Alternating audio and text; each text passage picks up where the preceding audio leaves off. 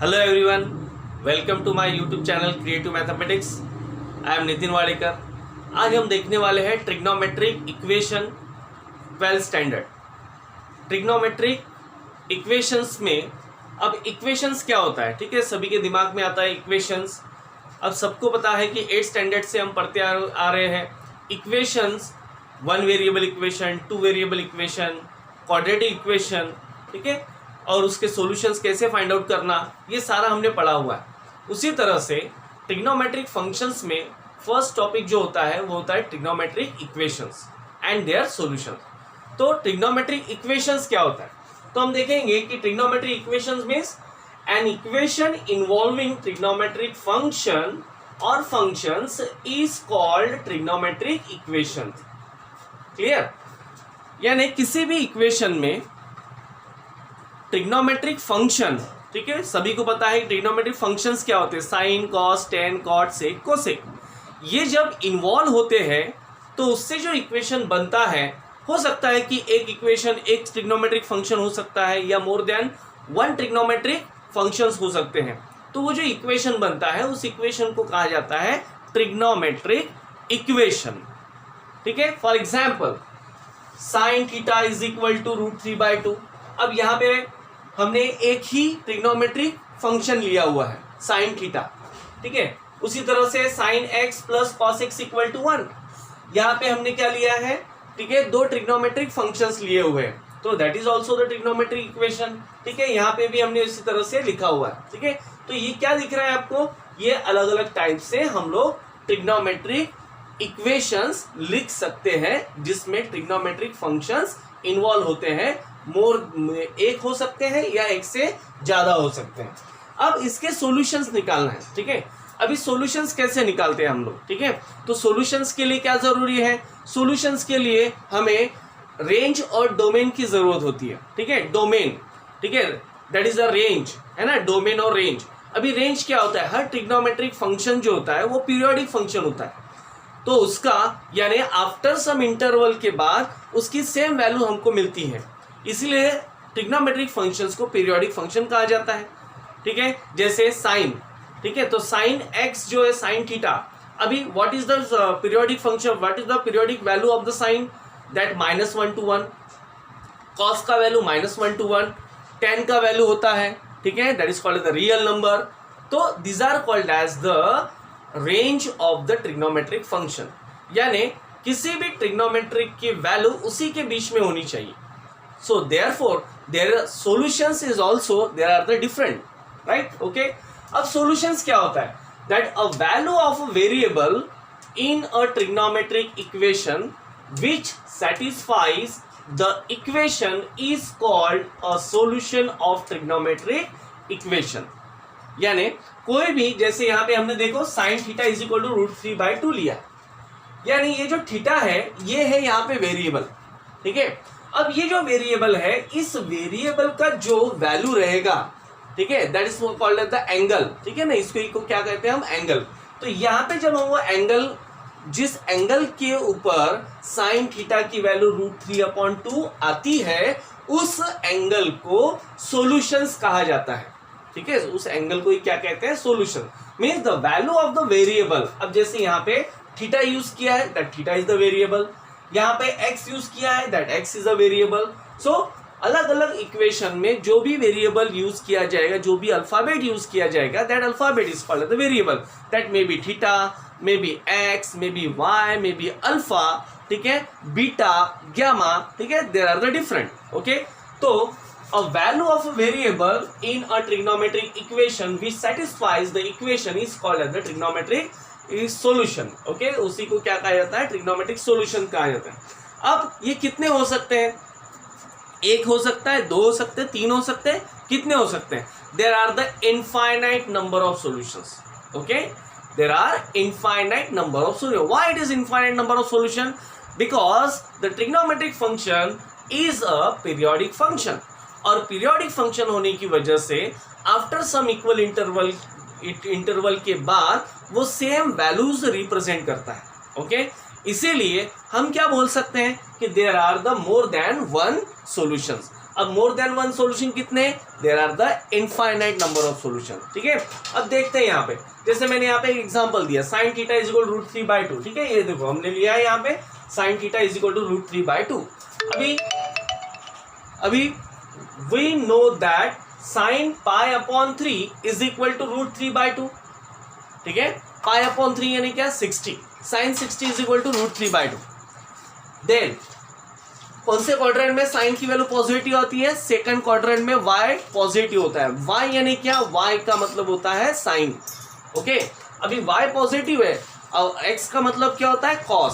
अभी second quadrant में sign जो है, y जो है वो पॉजिटिव, इसका मतलब सेकंड क्वाड्रेंट में साइन पॉजिटिव आता है। तो सेकंड क्वाड्रेंट में कौन सा डिग्री रहेगा, that is equal to 120 degree. अब 120 डिग्री कैसे रिप्रेजेंट करते हैं, sine 2π/3 is equal to root 3/2, यानी ये दो एंगल हमको मिले, ठीक है। कौन से π/3, 2π/3। उसी तरह से फिर अगेन उसको हम रोटेट करेंगे, ठीक है। रोटेट करने के बाद एक इंटरवल के बाद कहाँ पे आएगा, फिर अगेन फर्स्ट क्वाड्रेंट में आएगा, फिर अगेन सेकंड क्वाड्रेंट में आएगा।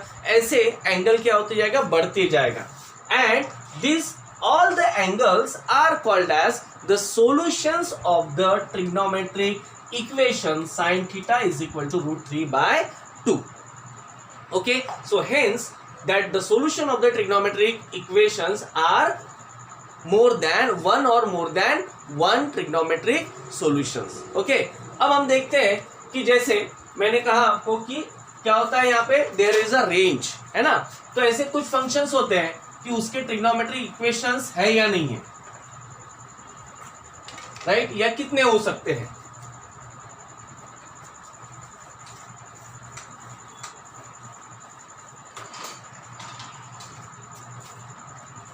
ठीक है। अब सिमिलरली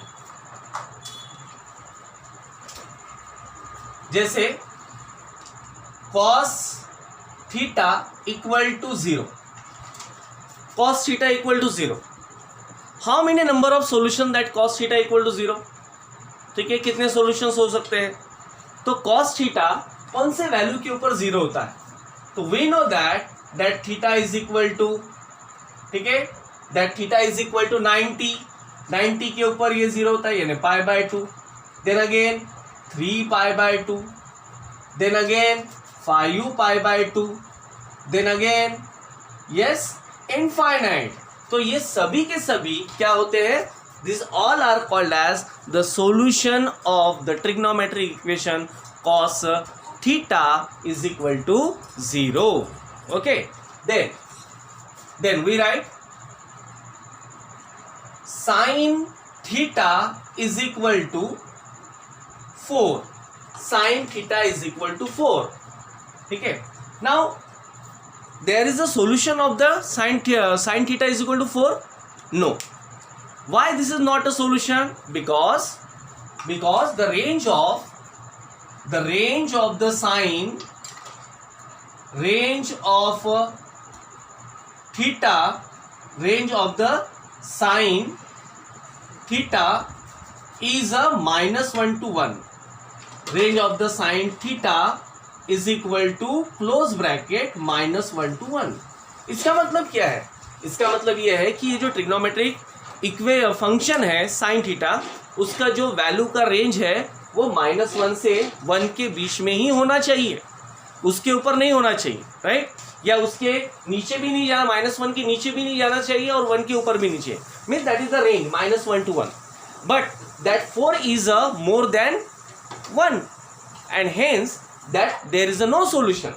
तो इसीलिए यहाँ पे that it does not belongs to -1 to 1, so hence sin theta is equal to 4 has no solutions, okay, has no solution, is it। तो अब हमने देखा यहाँ पे किसी टर्म्स के सॉल्यूशंस है और किसी टर्म्स के सॉल्यूशन नहीं है। सॉल्यूशन है या नहीं है, ये सारा कंसेप्ट ये डोमेन के ऊपर डिफाइन करता है, यानी जो ट्रिग्नोमेट्रिक इक्वे फंक्शन होता है उस ट्रिग्नोमेट्रिक फंक्शंस के डोमेन के ऊपर, ठीक है, सॉल्यूशन डिफाइन करता है, राइट। अभी हम पढ़ेंगे principal solution, okay, principal solution. Principal solutions का मतलब क्या होता है? प्रिंसिपल का मतलब होता है बेसिक, ठीक है, बेसिक, ठीक है। प्रिंसिपल का मतलब होता है बेसिक सॉल्यूशन। अभी हमने देखा है कि अगर कोई solution, the value of the variable, the value of variable, the value of variable which is in between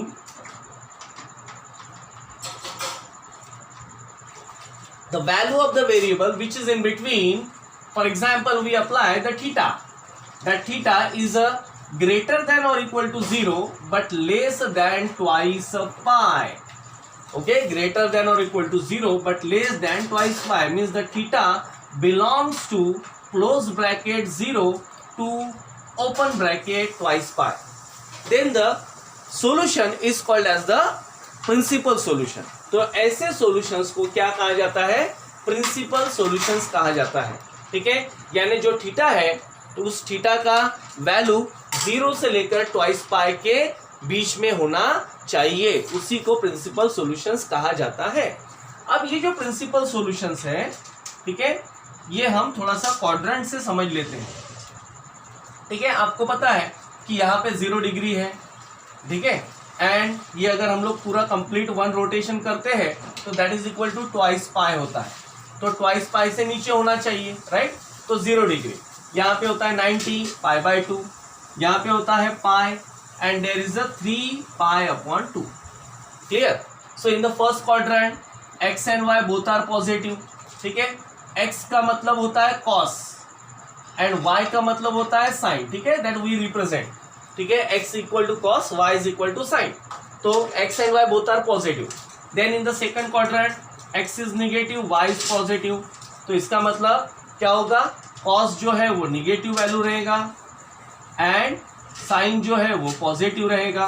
then third quadrant में, अभी ये जो फर्स्ट क्वाड्रेंट है, फर्स्ट क्वाड्रेंट वो स्टैंडर्ड एंगल, ठीक है, तो ये हमें स्टैंडर्ड एंगल मिलेगा। लेकिन सेकंड क्वाड्रेंट जो है वो हम कैसे रिप्रेजेंट करेंगे? अलाइड एंगल से रिप्रेजेंट करेंगे, पाई माइनस ऑफ थीटा। तो ये पाई माइनस थीटा ये अलाइड एंगल से रिप्रेजेंट करेंगे। Pi in the allied angle, pi में no change the trigonometric ratio, trigonometric ratio को चेंज करने की जरूरत नहीं है। देन यहाँ पे थर्ड क्वाड्रेंट में minus x minus y, and minus x minus y का मतलब होता है minus of cos and minus of sine, both are negative, right, okay. Third quadrant को how to represent the third quadrant in by the allied angle? Pi plus theta, pi plus theta ये हम लोग represent करते हैं third quadrant.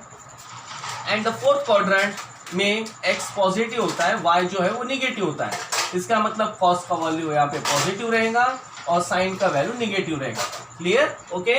अब यहाँ पे कैसे रिप्रेजेंट करेंगे हम? ये होता है 360 से कम, 360 से कम का मतलब 2 पाई माइनस ऑफ थीटा, इस तरह से ये रिप्रेजेंट करते हैं। So that is called representation of the allied angle which is used to find out the principal solution। अब यहाँ से आपको समझ में आ रहा है कि साइन की वैल्यू 2 क्वाड्रेंट में पॉजिटिव रहती है, फर्स्ट और सेकंड, ठीक है। कॉस की वैल्यू 2 क्वाड्रेंट में पॉजिटिव रहती है, first and fourth, right. Ten की वैल्यू 2 क्वाड्रेंट में पॉजिटिव रहती है, फर्स्ट एंड थर्ड, ठीक है। अभी कॉट की भी वैल्यू फर्स्ट एंड थर्ड, सेक की value first and fourth and cosec का वैल्यू फर्स्ट एंड सेकंड में पॉजिटिव रहेगा। अगर आपको नेगेटिव आपको वैल्यूज दी है और नेगेटिव वैल्यू का आपको प्रिंसिपल सॉल्यूशन कैलकुलेट करना है, तो देन कौन से क्वाड्रेंट में नेगेटिव होता है? ठीक है, जैसे साइन, साइन नेगेटिव होता है थर्ड एंड फोर्थ में, तो हमें थर्ड और फोर्थ के अलाइड एंगल लेना पड़ेगा। कॉस कौन से क्वाड्रेंट में नेगेटिव होता है? सेकंड एंड थर्ड में नेगेटिव होता है, तो हमें सेकंड एंड थर्ड के नेगेटिव वैल्यूज लेने पड़ेंगे। टेन कौन से क्वाड्रेंट में नेगेटिव रहता है? टेन रहता है second and the fourth quadrant में नेगेटिव रहता है। तो दैट वी अंडरस्टैंड इट, ठीक है, hope you understand the quadrant, right. So according to that we are finding the principal solutions. Okay, चलो अभी हम लोग कुछ प्रॉब्लम्स पढ़ते हैं कि कैसे हम लोग प्रिंसिपल सॉल्यूशंस फाइंड आउट करेंगे। ठीक है, कुछ एग्जांपल्स लेते हैं हम लोग, बेसिक एग्जांपल्स, जिससे आपको प्रिंसिपल सॉल्यूशंस कैसे फाइंड आउट करना है वो पता चल जाएगा। Okay, so now example to find principal solutions.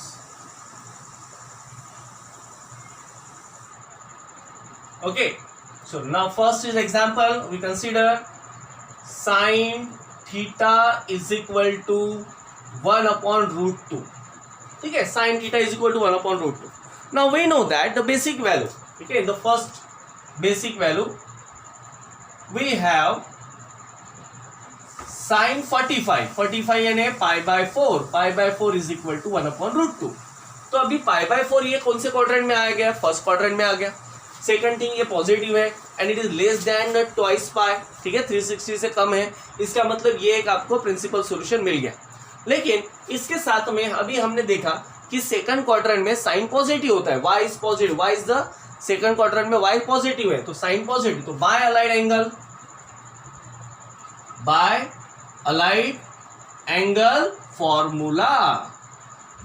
Angle formula sine pi second quadrant pi minus theta यानी क्या है?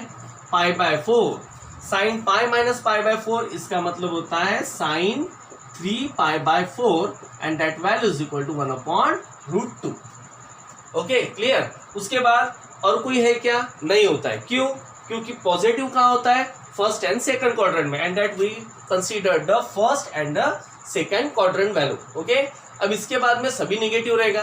तो ये दो वैल्यूज जो है ये एज, ठीक है, it is in between as theta is equal to pi by 4 and 3 pi by 4 which belongs to the 0 to twice pi, twice pi. So hence theta is equal to pi upon 4 and 3 pi upon 4 are required principal solution.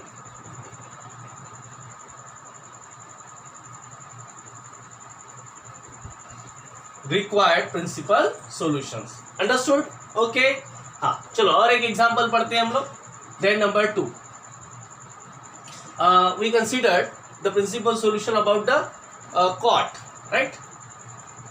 Cot x is equal to 1. ठीक है, cot x is equal to 1 consider करते हैं हम लोग. ठीक है, अभी cot x equal to 1. But we know the principal value that cot x equal to 1. We have cot 45 pi by 4 is equal to 1.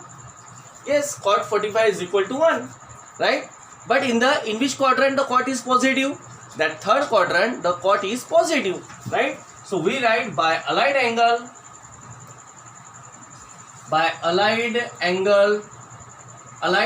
formula.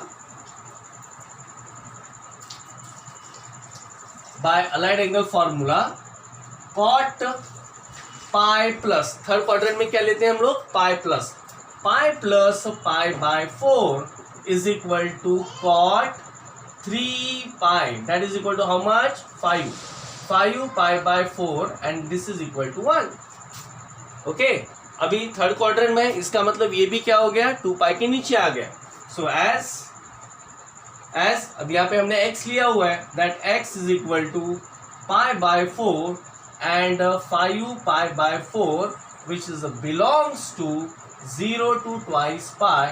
So hence x is equal to pi by 4 and 5 pi by 4 are required principal solutions.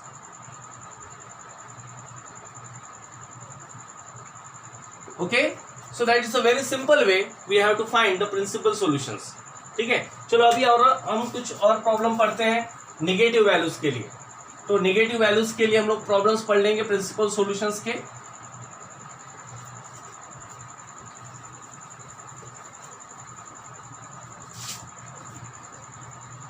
Okay, चलो number 3 cos. ठीक है, we consider cos theta is equal to minus of root 3 upon 2. cos theta is equal to minus root 3 upon 2. Okay, now this is a negative value. सबसे पहले तो हमें ये सोचना है कि बेसिक वैल्यू क्या है, कॉस के कौन से एंगल की वैल्यू √3/2 है। तो वी नो दैट कॉस 30, ठीक है, सिंस कॉस 30 का मतलब होता है π/6, π/6 equal to √3/2। Okay, but we want the negative value. अब निगेटिव वैल्यू अगर निकालना है तो मुझे कौन से क्वाड्रेंट में कॉस निगेटिव वैल्यू शो करता है ये मुझे पता चाहिए। अब अभी हमने पढ़ा कि second quadrant and third quadrant में कॉस की वैल्यू निगेटिव होती है, तो हम क्या करेंगे, यहाँ पे यूज करेंगे अलाइड एंगल का, बाय अलाइड एंगल फॉर्मूला। ठीक है, by allied angle formula we know that second quadrant यानी π-π/6 इज इक्वल टू कॉस, कितना हो जाएगा ये 5π/6। Okay, 6π minus of π, 5π/6 and that value is equal to √3/2। ठीक है, that value is equal to -√3/2। Clear, कौन से क्वाड्रेंट में, -√3/2। And third quadrant, cos third quadrant के लिए π+π/6 इज इक्वल टू, ठीक है, π+π/6 is equal to cos 7π/6 and that value is also is equal to -√3/2। ठीक है, इसका भी वैल्यू कितना आएगा, -3/2 आएगा। ठीक है, पाई है, no change the trigonometric function and in the second and the third quadrant cos is negative, so -√3/2. okay, so as theta is equal to 5π/6 and 7π/6, 5π/6 and 7π/6 which is belongs to 0 to twice pi, which is belongs to 0 to twice pi, and therefore we called as the, so therefore r 0 to twice pi are required principal solutions.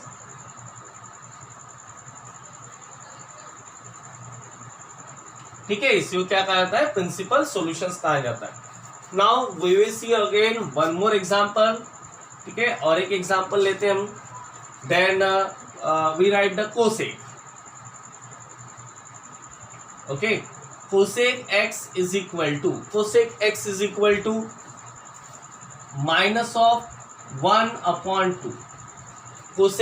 is equal to -1/2. okay, negative. Now we know that, or we consider we have cosec which quadrant, cosec 1/2 कौन से angle की value है 30 यानी क्या π/6 is equal to 1/2। लेकिन मुझे तो negative चाहिए। अभी साइन कौन से क्वाड्रेंट में निगेटिव आता है, sine is a negative in the third and the fourth quadrant, so we apply the third and fourth quadrant. So by allied angle formula, by allied, ठीक है, बाय अलाइड एंगल फॉर्मूले, ठीक है, by allied angle फार्मूले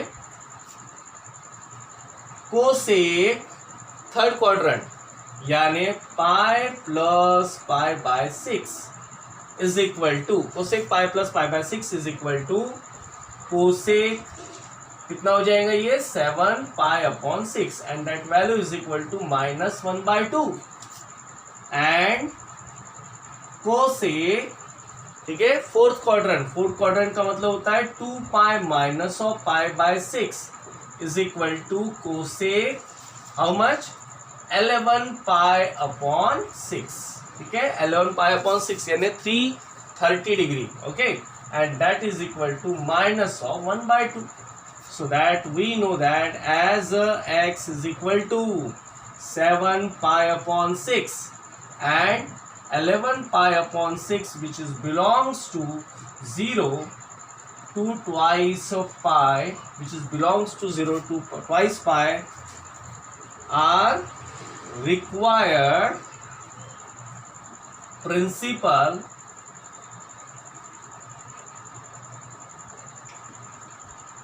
solutions of cosec x is equal to -1/2।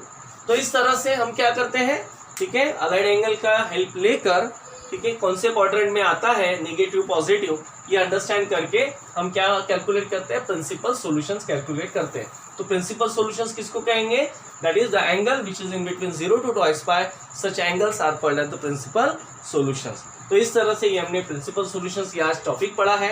Okay, so that hope that you understand.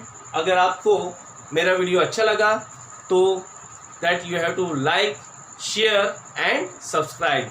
Okay, bye.